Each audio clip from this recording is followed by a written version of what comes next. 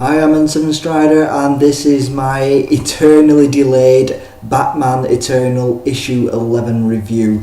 Now, I am sorry it's been delayed for so long, but I did have an issue getting hold of it. It wasn't delivered to begin with, even though I pick up my comics at the comic book store. It wasn't delivered to the store, and there was work going on in the area. And it made me unable to record because the noise was just too much with the sandblasting, but that seems to have finished now, so hopefully a regular service will resume from now on. Just a quick note that because I am behind on Batman Eternal, I will be uploading as often as I can over today and tomorrow to try and get myself up to speed.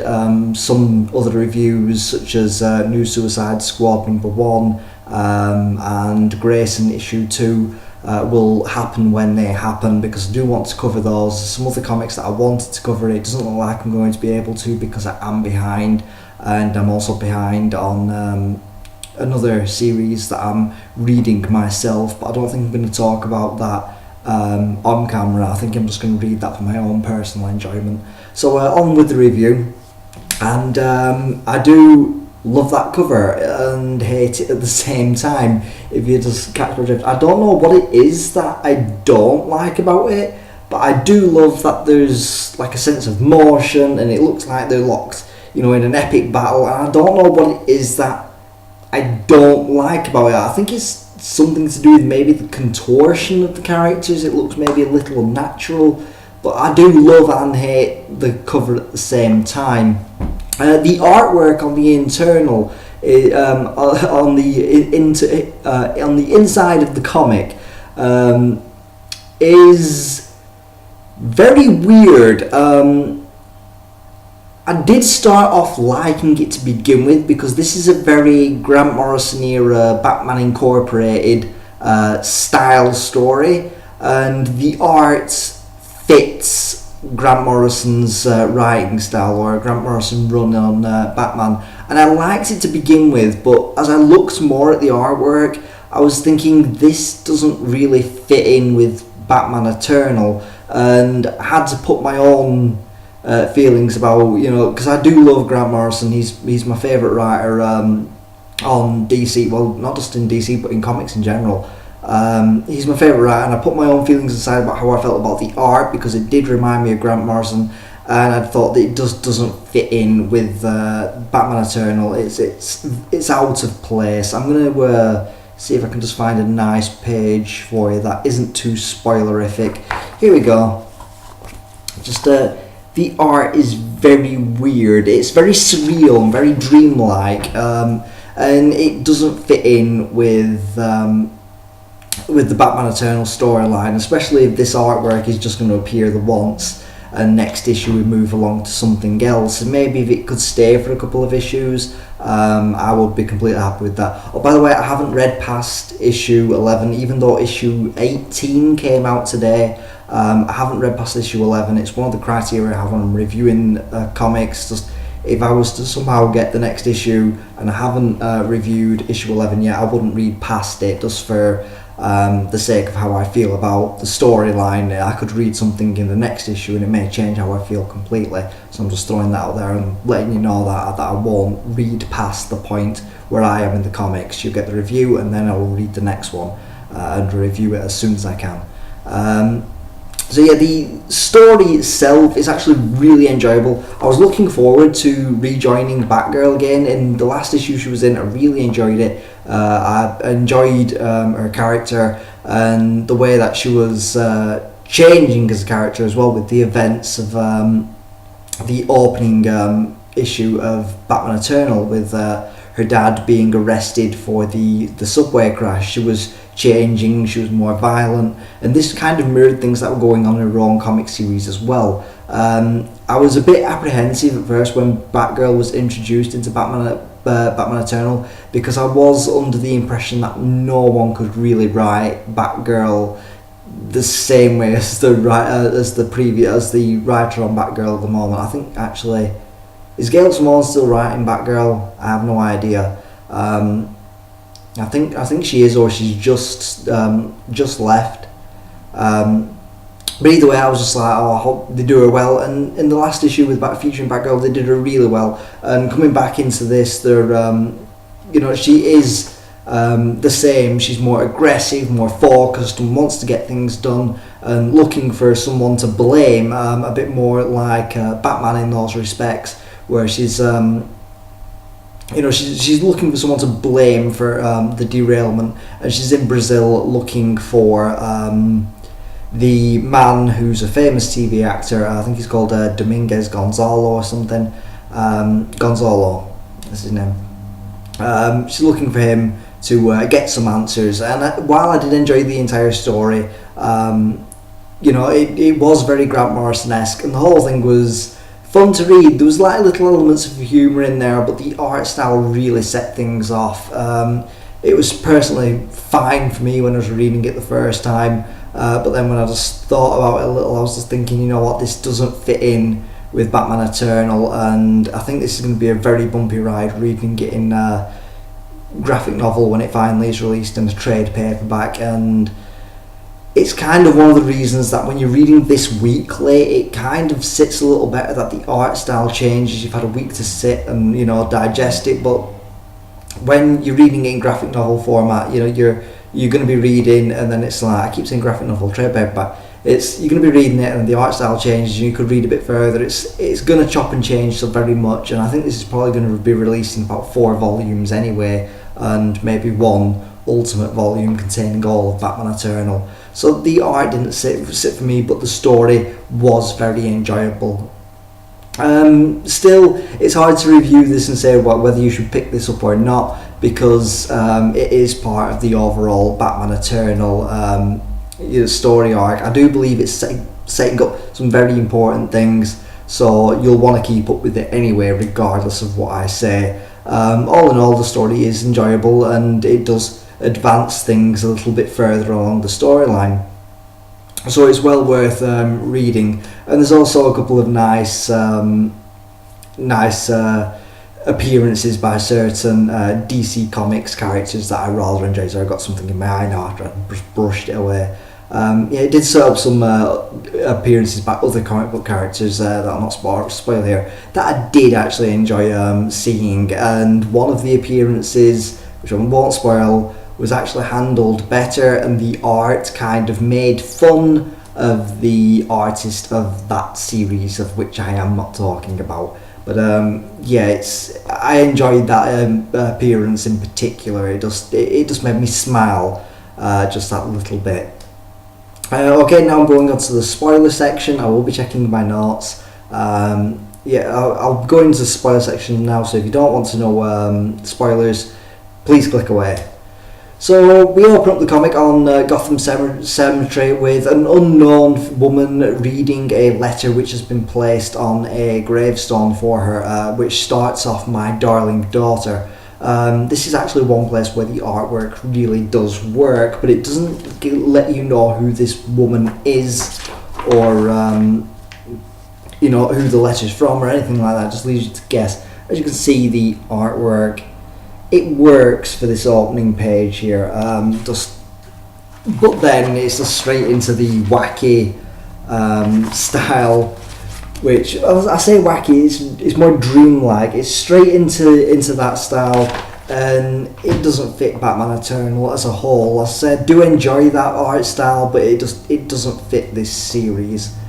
So we cut to a TV studio in Brazil, and Batgirl is fighting Scorpiana, who's been sent by the club of villains to kill Gonzalo, who is the man who was at the train station crash way back in issue 1, and who Batgirl believes is responsible, mainly just for looking up some details on a computer and saying, well, that guy was there, he's got a shady past, it must be him.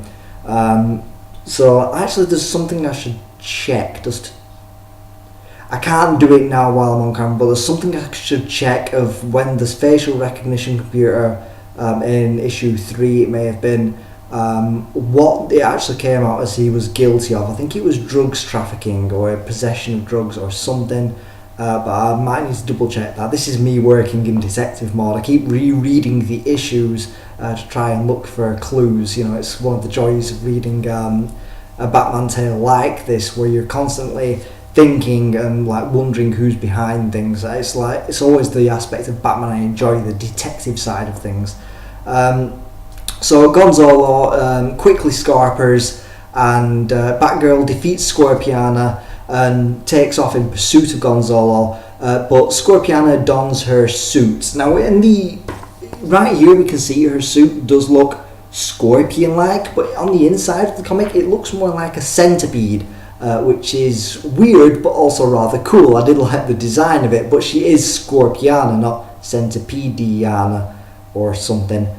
We cut back to Wayne Manor, and Alfred is talking with his daughter, she's working out and like on a pull-up bar doing one-handed pull-ups, and she's just like, why does Bruce Wayne even have this set up? And Alfred just cleverly, just covers for him and says, well, he believes fitness is important to his life. He's brought her also a peanut butter sandwich, and he goes, oh, you don't like crusts? And I remember, you don't like crusts, and rips the crusts off. And I just thought it was really cool that he remembered that about his daughter, and seeing them talk. But she's not in any mood to talk. She was like, Jesus, that was when I was 10 years old, Dad. And she storms out the room, and as she's leaving the manor, her stitch is open and she's bleeding, so she can't go anywhere. She's got to stay with Wayne Manor and let Alfred look after her, because he is used to treating people who were injured in the military. That's what he did in the military, as his job. So he says, like, treating wounded people is a skill that I've not been able to afford to forget. We cut to Gotham Library, where Stephanie Brown is watching a TV show, an old TV show that was filmed a while ago, in which her dad, Arthur Brown, is that his name, Arthur Brown? It's Arthur Brown, isn't it? Clue Master. He's on a TV show. It's like a charity quiz sort of thing. Like he's got a ponytail and everything. It's all very 70s. And he's doing like a charity quiz show, and there's like special guests there, like a celebrity sort of one, because it's for charity. And Bruce Wayne's one of the guests, and there's like a socialite, airhead, fashion designer sort of thing, who looks dressed all weird. She's a big woman, and it's crazy, but this crazy fashion designer, whatever she does, she's dressed weird, but she's playing to the crowd for laughs. She's obviously not that dumb. She's just playing to the crowd for laughs, and tries to generate a bit of money for the charity. But Quizmaster loses his shit because she's just not answering his question, and he's just like, answer the question, you dumb airhead. So it just like shows he's got a bit of fire in him, and Stephanie, who's watching it, she's just like, oh, Dad. There's a bit that I didn't write in my notes as well, I really should mention here, that Stephanie is writing a blog about her father, and she thinks back to when she was a child, and she walked from her bed and went to the living room because she heard a noise, and she sees this black monster holding her dad against the wall, like threatening him. And she's just a little girl at this point. It's like she's just thinking about this, and her dad says it's okay, it's just a dream. And she turns and goes back to bed believing this, but the black monster is of course Batman, so a sleepy child, he would look terrifying. So yeah, and Batman actually does look shocked that the Clue Master, like one of his villains has a family, and it doesn't look like it affects him. The art does reflect that well. Like he's a bit shocked that he's just seen that. And of course the Clue Master uses his daughter as a, look, I've reformed, I can change, like I've got a family, I need to think about them, just to prove that he really is scum of the earth material. Cutting back to Brazil, Brazil catches Gonzalo. I had to take notes here, and Gonzalo is explaining that he owes money to the Club of Villains. To repay it, this money isn't enough. And what they did was they copied his face using steel insects. This, I believe, maybe the nanobots we saw way back in issue 6, I think it was, in the Tim Drake issue where he's with Harper Raw investigating investigating the nanobots. This may be what they are or what they were used for to begin with originally, and maybe they became something else. Maybe they're not related, but yeah, that's just the impression I got as I was reading this issue. Also, he mentioned that he went to see a Dr. Mangavariat or Mangariviat. It's a hard name. I don't speak. Is it? I can't. Is it Argentinian for South America? I believe so. It says on the second page. I'll check. Portuguese, Argentinian. What am I thinking? So yeah. What was I even talking about? I've just completely gone there. So yeah, Dr. Mangavari, he had to go see him to have his face copied, but who sent him there was the weapons dealer, whose name he does not have. That was the person he had to see through the club of villains. It's at this point where Scorpiana catches up to them and they escape out of a window, but Gonzalo struggles. He's like covered with the insects that have constantly been shed by Scorpiana. He struggles to shake them off, and Batgirl drops him. Fortunately for Batgirl, Starfire shows up in her spaceship and catches him on her ship. Stargirl, in this one panel she appears in, is truly magnificent because they made her flat-chested. It was almost a purposeful like FU to the guys who draw Starfire currently, who's always with the big tits and wearing no clothes. So it was almost like an FU just to the guys drawing her. They even like put her in her like an almost sexual pose, but with the flat chest. It was just like it was a glorious thing for me to see. I've got to admit, it just made me smile. So yeah, she was there at the behest of Red Hood, obviously. It cuts back to inside the building with Scorpiana being apprehended because Red Hood says he's called in a specialist, and the specialist is El Gaucho, the Batman of I think it's Argentina. I think it's just it's truly good. It's truly glorious that he shows up. The Batman of Argentina, because the way he looks, I'm just going to get that back up. This is the Batman of Argentina. He's just a dude in a leather jacket with a red hood on his head, and there's one of the big women who show up numerous times in the comics putting her hand down his pants, because that's the Batman of Argentina and he's glorious. It just takes me back to Grant Morrison and Batman Incorporated, that Gaucho turns up. So yeah, Batgirl swings across onto a rooftop and she's shouting to Starfire like, give him back, I need Gonzalo. But Red Hood's ordered Starfire to take him to a safe house in Belize, I believe. So it's at this point where Red Hood confronts Batgirl and says, look, Gonzalo wasn't even in the country when the train crash happened. He was in Bogota. It was kept out of the papers, but if you know where to look, you could find this information because it was in a government-sanctioned drug rehab facility. So maybe it was drugs trafficking that he was originally suspected of. See, I'm looking for clues again, but forget it. So maybe it was drugs maybe that was the reason why he was in... off my trail of thought.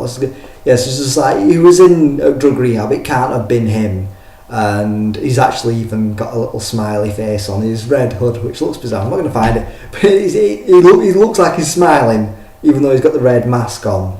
It's weird, but still, it looked weird, and I actually kind of like the fact that he had this smile on his face. So at the end of the comic, it cuts back to who we find out the woman is that was stood at the grave. It's Selina Kyle. She's reading a letter from her father. It just says father, but we're led to believe that it may indeed be Carmine Falcone. We don't know yet because he just signs off with your father, but there's some clues in the letter that does kind of make you think that it's Carmine Falcone, but it could be someone else. I could be wrong there. She does say if you've got a light to no one in particular, but of course Batman is stood there and he's like, you don't smoke, and she's like, no I don't. She sets the letter on fire. Batman says like, look, I know you were probably scared when you were confronted by Falcone, if you need to talk. And she just says, I never had a daddy, Batman, and I don't need one now, and she walks away. And that was where the comic comes to a close. So yeah, it did close for me on a bit of an anticlimax, but I'm looking forward to see this new, rougher, aggressive Batgirl interacting with Red Hood, who is himself rough and aggressive, but he knows about controlling that anger. So I'm looking forward to the next issue, and I hope the storyline sticks with them for the next issue and just see where things go from here, because I am interested, and I don't like it when it chops and changes around too much. So that's all for this review. Once again, I'm sorry for its lateness, I should say, and I will get the next review up as soon as I feel comfortable reviewing it. I always like to give it a read or two before I actually progress with the reviewing. It's just like, if I don't feel comfortable reviewing it yet, then I won't. Another thing you can watch out for, Scottish Warrior 92, in his update today, he was saying that he maybe will be getting together with me at some point, and we'll be discussing either comics or comic book movies or something. So go and subscribe to his channel if you don't already, and we'll be there discussing something. So if you're not subscribed, go and subscribe, and that will happen at some point. We don't know yet, we've got to finalise things. I don't think it'll be this week, it might be next week, might be the week after, who knows. But we'll just see where things go, because it's one of the things I like talking about, and I could honestly talk with Scottish for ages, because he's a decent bloke. So go and subscribe. That's been everything from me. Stay tuned, the next issue review will be happening soon, and go and have a look at Scottish Warrior 92 channel if you aren't subscribed already, because I will be appearing on there fairly shortly. I've been N7 Strider, and I should go.